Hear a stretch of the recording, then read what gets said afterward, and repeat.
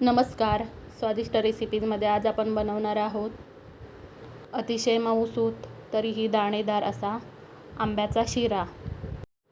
आंब्यापासून विविध प्रकारचे पदार्थ बनवले जातात. त्यातीलच सर्वांना आवडणारा एक पदार्थ म्हणजेच आंब्याचा शिरा. अतिशय चवदार असा हा शिरा तयार होतो. चला तर मग त्यासाठी लागणारं साहित्य आणि कृती आता आपण बघूया. इथे मी 1 वाटी जाड रवा घेतलेला आहे. 1 वाटी हापूस आंब्याचा रस काढून घेतलेला आहे. अर्धी वाटी साखर घेतलेली आहे आणि पाऊण वाटी साजूक तूप घेतलेलं आहे. अर्धा चमचा वेलची पावडर घेतलेली आहे आणि 8 ते 10 काजू जाडसर कुटून घेतलेले आहेत. आता गॅसवरती मी कढई तापायला ठेवलेली आहे. कढई गरम झाली की त्याच्यामध्ये आपल्याला साजूक तूप घालायचं आहे.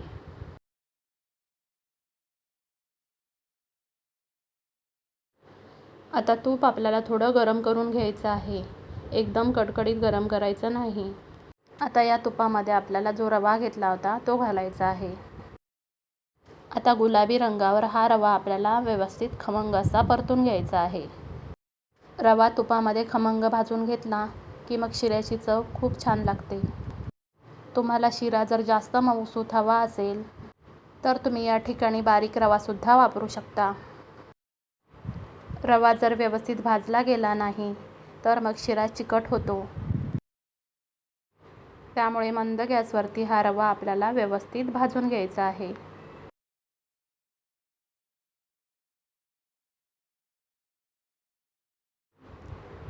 हा रवा आपल्याला असा सतत ढवळत राहायचा आहे, नाहीतर मग तो एका जागी करपू शकतो. इथे तुम्ही बघू शकता रवा किती फुललेला आहे आणि त्याचा रंगसुद्धा बदललेला आहे.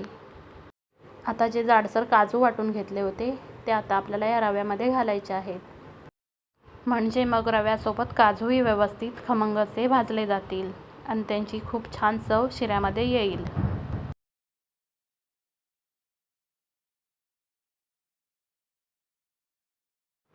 अजून थोडा वेळ हा रवा आपल्याला तुपामध्ये व्यवस्थित परतून घ्यायचा आहे.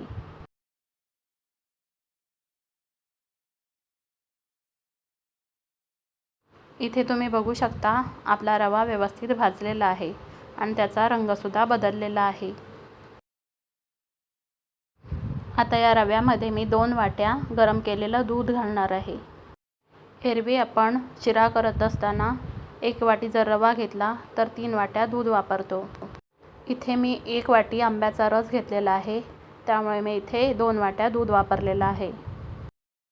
दूध घातल्यानंतर आपल्याला हा रवा व्यवस्थित ढवळून घ्यायचा आहे आणि दूध या रव्यामध्ये व्यवस्थित आटवून घ्यायचं आहे.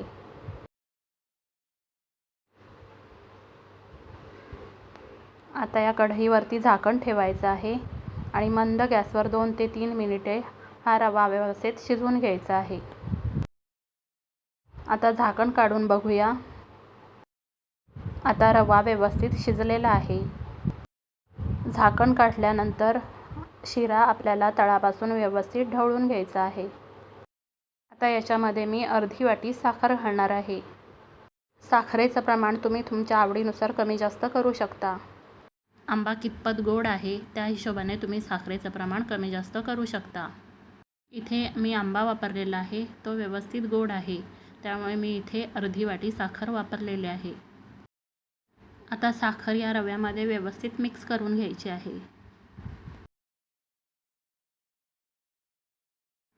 आता साखर रव्यामध्ये व्यवस्थित मिक्स करून झालेले आहे. आता कढईवरती झाकण ठेवायचं आहे आणि साखर या रव्यामध्ये व्यवस्थित विरघळू द्यायची आहे.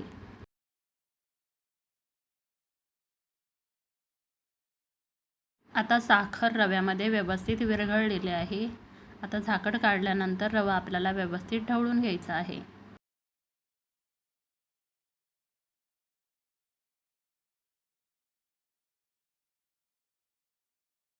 आता या शिऱ्यामध्ये मी वेलची पावडर घेतली होती ती घालणार आहे आणि शिरा पुन्हा एकदा व्यवस्थित ढवळून घेणार आहे. इथे वेलची पावडर नाही घातली तरीही चालेल. आंब्याचा खूप छान स्वाद या शिऱ्याला येतो. आता मी या शिऱ्यामध्ये 1 वाटी हापूस आंब्याचा रस घालणार आहे. एका हापूस आंब्याच्या साली काढून त्याच्या फोडी मी मिक्सरमधून बारीक वाटून हा आंब्याचा पल्प काढून घेतलेला आहे. हापूस आंब्याचा रस वापरल्यामुळे शिऱ्याला खूप छान रंग तर येतोच, पण त्याची चवसुद्धा खूप छान येते. आता हा आंब्याचा रस आपल्याला या शिऱ्यामध्ये व्यवस्थित मिसळून घ्यायचा आहे.